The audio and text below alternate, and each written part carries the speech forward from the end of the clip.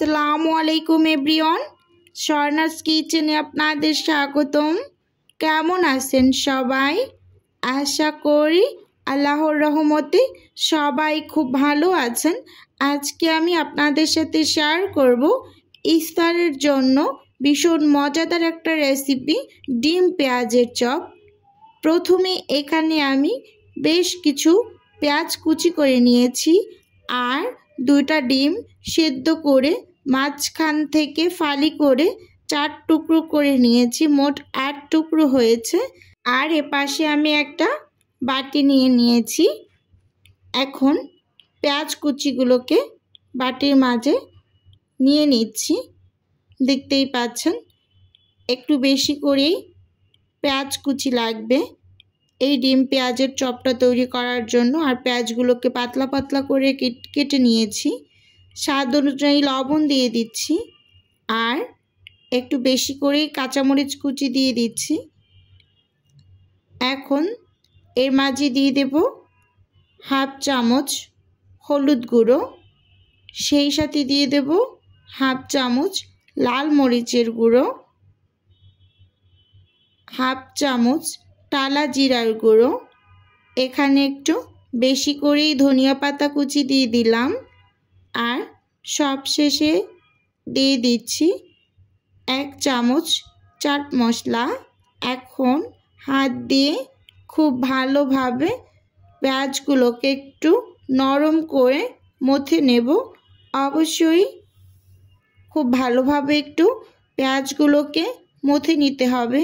আর পেঁয়াজের গা থেকে কিন্তু এই মথার কারণে অনেকটাই পানি উঠে আসবে। এই ডিম পেঁয়াজের চপটা খেতে ভীষণ ভালো লাগে।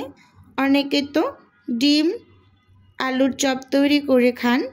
এভাবে অবশ্যই একবার ডিম পেঁয়াজের চপটা তৈরি করে খেয়ে দেখবেন, খুবই ভালো লাগবে। খুব ভালোভাবে মথে নিয়েছি। আর এই পর্যায়ে এখানে 1 কাপ বেসন নিয়ে নিয়েছি। অল্প করে প্রথমে কিছুটা পরিমাণ দিয়ে খুব ভালোভাবে একটু মথে নেব। ভালোভাবে মথে নেওয়া হয়ে গেলে যদি মনে হয় যে আরও বেশ কিছুটা বেসনের প্রয়োজন, তাহলে আমি আরও এখানে কিছু বেসন অ্যাড করব। এটা আপনারা যখন রেডি করবেন তখন এটা হাতের আন্দাজেই বুঝতে পারবেন যে আসলে এটা কি নরম আছে নাকি আরও বেশ কিছুটা পরিমাণ লাগবে। এখানে আমি আরও কিছুটা পরিমাণ দিয়ে নিচ্ছি। অল্প অল্প করেই কিন্তু অ্যাড করছি, একসাথে বেশি পরিমাণ দিয়ে দিলে যদি আবার খুব বেশি ড্রাই হয়ে যায়, সেজন্য অল্প অল্প করেই দিয়ে তৈরি করে নিচ্ছি। একেবারে আমার কাছে এটাই পারফেক্ট মনে হয়েছে, খুব বেশি ড্রাইও না আর খুব বেশি শক্তও না। এই পর্যায়ে মাখা শেষ। বেসন আর পেঁয়াজগুলো দেখতেই পাচ্ছেন।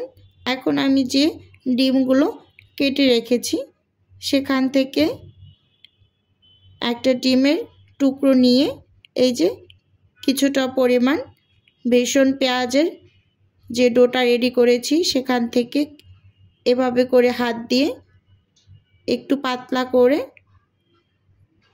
ডিমের ফালিটা দিয়ে উপর থেকে কিছুটা পরিমাণ আবারও বেসন আর পেঁয়াজের ডো দিয়ে খুব ভালোভাবে এই যে চপের শেপ করে তৈরি করে নিচ্ছি। এটা আপনারা ডিম পেঁয়াজের চপও বলতে পারেন বা ডিমের পাকোড়াও বলতে পারেন, খেতে ভীষণ ভালো হয়। আপনারা অবশ্যই একবার বাসায় এই ইফতারে তৈরি করবেন। এভাবে করে সবগুলো তৈরি করে এখন আমি ভেজে নেব। চুলোতে পরিমাণ মতো প্যানে তেল গরম করে নিয়েছি, একটা একটা করে এখন ভেজে নেব। দেখতেই পাচ্ছেন একটু বেশি করেই তেলে ভেজে নেবেন, যেহেতু একটু বড় বড় সাইজ, তাই আবার কম তেলে ভাজতে গেলে উপর থেকে পুড়ে যেতে পারে। আর একটু বেশি করে তেল দিয়ে ভাজলে একদম উপর নিচ ভিতর চারপাশেই খুব ভালোভাবে হয়ে যাবে। প্রথম অবস্থাতে আমি 4টা দিয়ে ভেজে নিচ্ছি, পরে আবার বাকিগুলো দিয়ে ভেজে নেব। যেহেতু প্যানটা খুব বেশি বড় নয়, ছোট, তাই 2-3 বারই ভেজে নেব। ভিডিওর এই পর্যায়ে এসে আমার প্রিয় আপু এবং ভাইদের উদ্দেশ্যে একটা অনুরোধ করছি, আমার ভিডিওর কোনো অংশ যদি আপনার কাছে একটুখানি হলেও ভালো লেগে যায় তাহলে অবশ্যই আমার চ্যানেলটি সাবস্ক্রাইব করে আমার সাথে থাকার অনুরোধ রইল। আর হ্যাঁ, ভিডিও শুরুতে একটা লাইক দিয়ে ভিডিও দেখা কন্টিনিউ করবেন। আপনার একটা লাইকই পারে আমার এই ভিডিওটা আরও 8 থেকে 10 জনের কাছে পৌঁছে দিতে। তাই দয়া করে বলছি, যারা এখন পর্যন্ত একটা লাইক দেননি প্লিজ এখনই একটা লাইক দিয়ে ভিডিও দেখা কন্টিনিউ করুন। আসলে আমি যাদের ভিডিওই দেখি না কেন প্রথমেই একটা লাইক দিয়ে ভিডিও দেখা শুরু করি, কারণ এটা আমার অভ্যাসে পরিণত হয়ে গিয়েছে। অনেক আপুদের দেখি যে তারা কমেন্ট করেছে কিন্তু লাইকটা দিতে তারা ভুলে গিয়েছে।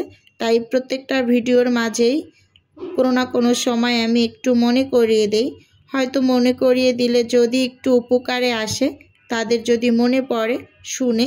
তাই এই যে সুন্দর কালার করে কিন্তু আমি ভেজে নিচ্ছি, দেখতেই পাচ্ছেন একেবারে উল্টে পাল্টে চারপাশ, যাতে কোথাও কোনো অংশ কাঁচা না থাকে এরকম একটু উল্টে পাল্টে চারপাশ একটু খেয়াল করে ভেজে নেবেন।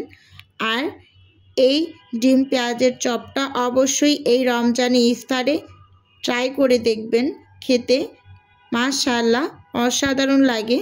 আসলে রমজান মাসটা কিন্তু খুবই ব্যস্ততার মধ্যে দিয়ে আমাদের গৃহিণীদের যাচ্ছে, কারণ টাইমটা একটু উলটপালট হয়ে গিয়েছে।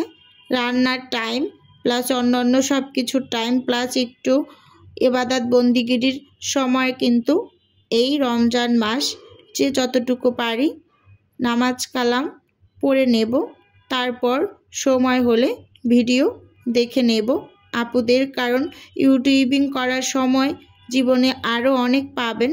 তাই এই রমজান মাসের সময়টা অবশ্যই একটু ইবাদত বন্দিগিরি করে কাটিয়ে দেওয়ার চেষ্টা করবেন। এই যে সব চপগুলোকে আমি এক এক করে ভেজে নিয়েছি, দেখতেই পাচ্ছেন মাশাআল্লাহ কালারটা কতটা সুন্দর হয়েছে, আর খেতে কিন্তু ভীষণ ভালো হয়েছিল। আজকের ভিডিও এ পর্যন্তই, দেখা হবে নতুন কোনো ভিডিওতে। আল্লাহ হাফেজ।